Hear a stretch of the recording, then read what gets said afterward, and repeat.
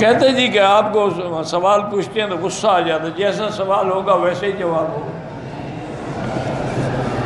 آپ جو سوال ایسا کریں گے تو جواب بھی تو مجھے اسی طرح۔ اللہ کے پیغمبر نے جو فرمایا قُلْ يَا أَيُّهَا الْكَافِرُونَ لَا أَعْبُدُ مَا تَعْبُدُونَ، تو کافر کو کیسے چیلنج کیا، او کافرو؟ تو یہ پیار کی علامت تھی۔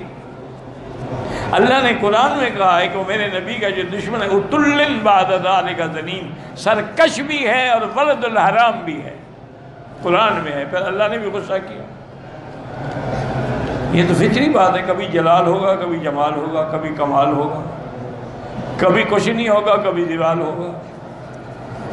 یہ کیا بات؟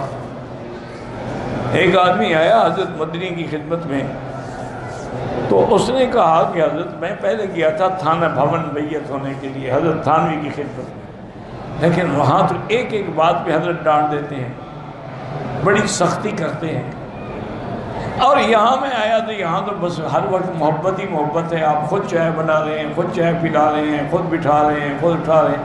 فرمایا کہ بھائی وہ ڈاکٹر ہیں، آپریشن کرتے ہیں، آپریشن میں تو تکلیف ہوگی، ہم تو کمپاؤنڈر ہیں، مرہم رکھتے ہیں، اس لیے آپ کو اچھا لگ رہا ہے۔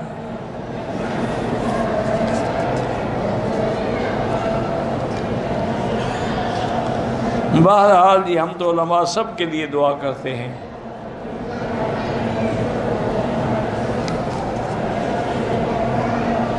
مجھے وسوسے سے پریشان کرتے ہیں آخری صورتیں جو ہے نا، قل اعوذ برب الفلق، قل اعوذ برب الناس، ہر نماز کے بعد 3 دفعہ پڑھ کے دم کر کے سارے بدن پہ پھیر دیا کرو۔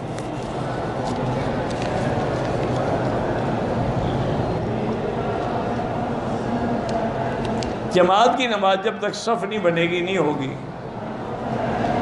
امام کے تکبیر جب امام کہے اللہ اکبر تو ہم کہیں گے، مکبر تو صرف احتیاط کے لیے ہوتا ہے، ہم امام کے تابع ہیں، مکبر کے تابع تو نہیں ہیں۔